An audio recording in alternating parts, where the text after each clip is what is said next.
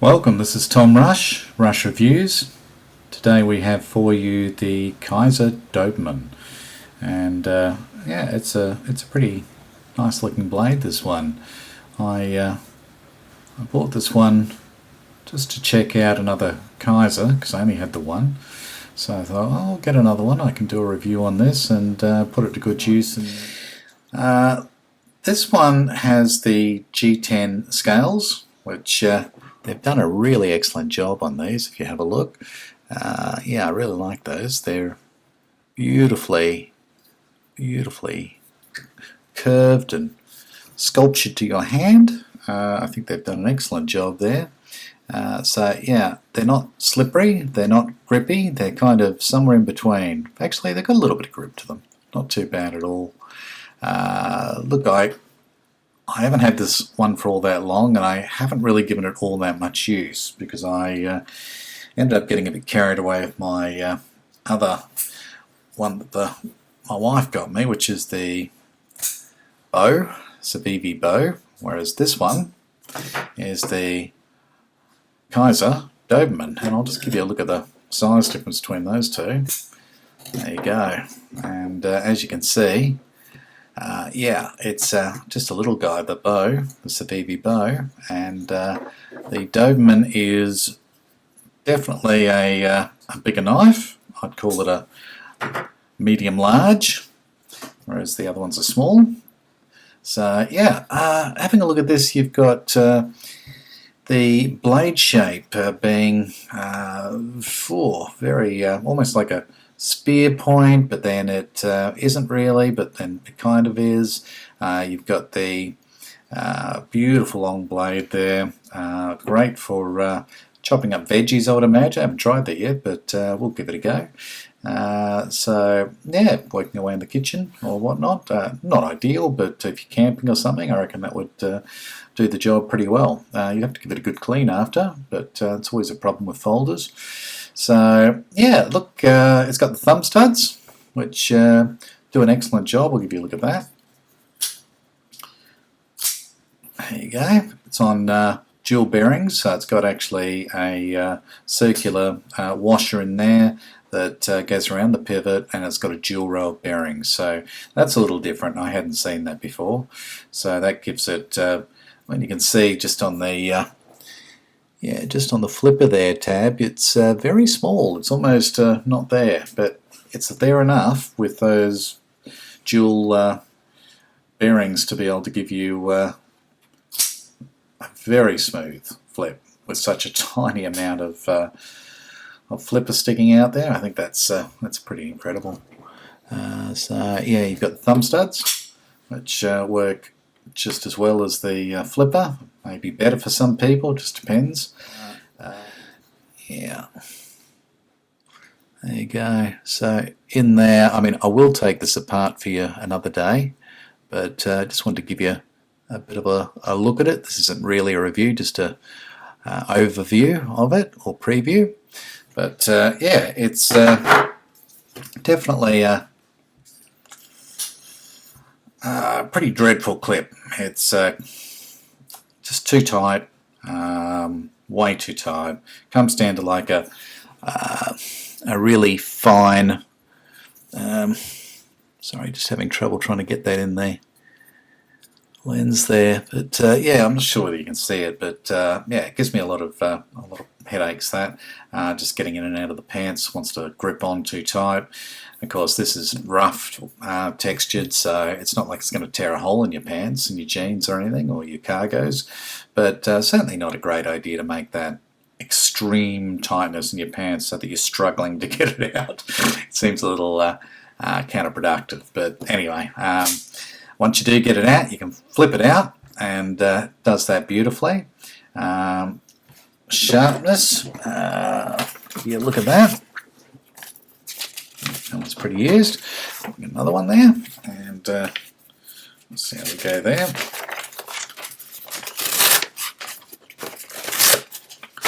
So let's see if it's sharp. Yeah. Oh. I think she's sharp. Oh yeah, she's sharp. So I'm doing that very slow, which makes it a lot harder. But yeah, as you can see, it's there's no burrs, there's no rough bits, just slicey, very slicey, very, very slicey. So yeah, it works well at the cutting, which is what you want a knife to do. Get rid of that. So yeah, no problems with any other aspect apart from that actual clip. So really excellent knife. Really enjoying it. It's probably one of the biggest folders I own. I'll actually see what I can put beside it there to give you an idea, and I'm not going to go through a whole repertoire, but something that everybody knows is the Swiss Army knife, just the standard, I think it's 93mm or something in height, in length, sorry. So yeah, it gives you a little bit of an idea there. You know, it's a bigger knife, which is locking, which versus slip, and yeah. The lockup on this is adequate, just. Actually, no, that's really good. That's probably, oh, yeah, I'd say that's 70% lockup. What I was going to have a little bit of a whinge about was the fact that it's a very thin, little internal or concealed liner lock, but yeah, it is doing its job. You know, you wouldn't want to swing off this while it's locked up because may give way. It's not exactly titanium in there; it's just normal steel liners, stainless steel. But yeah, down the back here, this space that they've got is actually a stainless steel, just like the liner, and yeah, it adds a little bit of weight, but it balances out the blade. If I was to try to balance this, it's about, yeah, about right there. So that is there. There you go. That's its balance point. Okay, right on that spot there. So a little bit, yeah, you can see why they were happy to put that in there for a little bit of out of weight, because that is a big whopping blade. And really like the shape of that. You can see how it got its Doberman name, can't you? It's definitely got those lines to it that make you think of Doberman once you hear Doberman. It's got the jimping down the back of the spine there to give you some grip so that your thumb doesn't slip off or your index finger doesn't slip off.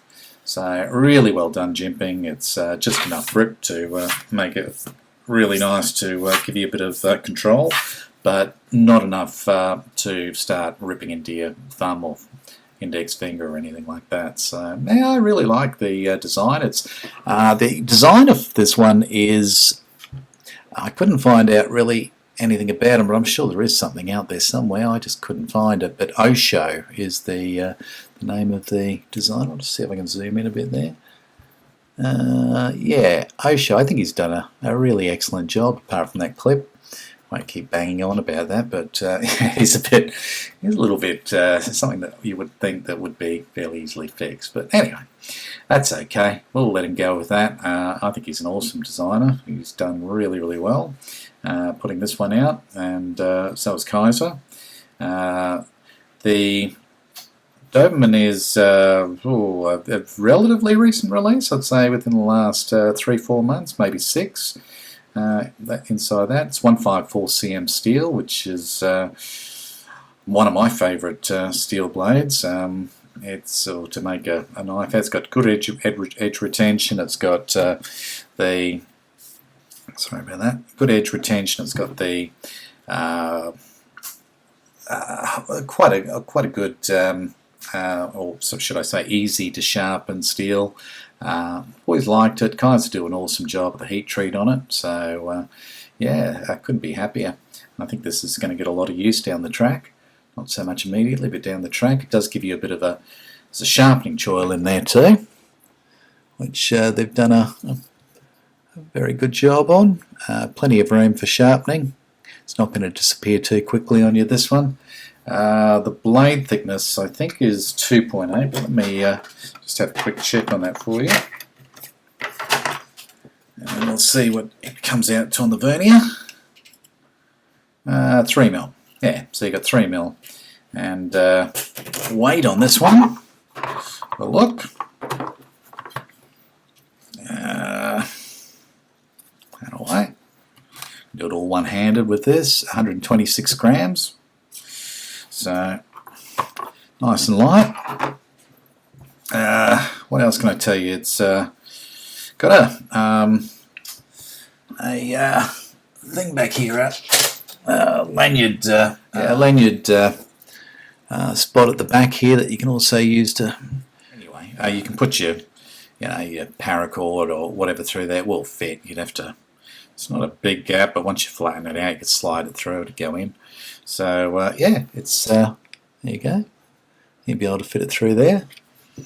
Haven't bothered. It's a big knife, so I don't really feel the need to. I think they put just enough flip tab to be enough to get it out, and not too much that it grabs in your pocket or gets in the way. So really smart design. Really like it. Super sharp, out the box, and there's no zip pouch or anything that comes with this one. This is more on the budget line, but they do have a titanium one as well. Handles, scales, and with I think it's S35 the N on the blade steel. So yeah, it's 93 millimeters, so 9.6 centimeters or 9.3 centimeters. Sorry. Inches, that is yeah, 3¼ inch blade on that. So yeah, nice chunky, nice long blade there, for and with quite a slicey 3mm thickness, which helps. The G10 scales, 126 gram weight, liner lock, flipper and thumb studs. So you've got your bit of fidgetability there. It is made in China, I'm afraid. Oh, I'm not afraid. I'm just just saying that it is Chinese manufactured, this one, to keep the cost down. And yeah, they've done a really excellent job. So congrats to Kizer and to the Osho. The designer, who I take my hat off to. I really liked this design when I saw it online. I thought, whoa, that is pretty special looking. So I got it. And yeah, so what else? Yeah, look, probably not a lot. The pricing on this one, you're looking at Australian. If you're in Australia, you're looking at 120 to 140 this can be found for. Australian dollars, and US dollars, $70 to $90. So not a very expensive knife in the overall scheme of things, but certainly a useful one. The watch today is another turtle. This one is the Turtle Grenade, King Turtle. And yeah, really nice action on that bezel. Really nice watch, made in Japan, this one too. Yeah, look, if you would like to leave a comment, I'd love to hear from you. If you'd hit that like button, I would definitely appreciate that. Also, if you could hit that subscribe button if you want to see more content. It would really inspire me to make some more videos and upload them to YouTube and let you guys see them. So that's about it. Until next time, this is Tom Rush signing off, and enjoy your time with your knives and your other EDC gear. Okay, thank you. Tom Rush signing off.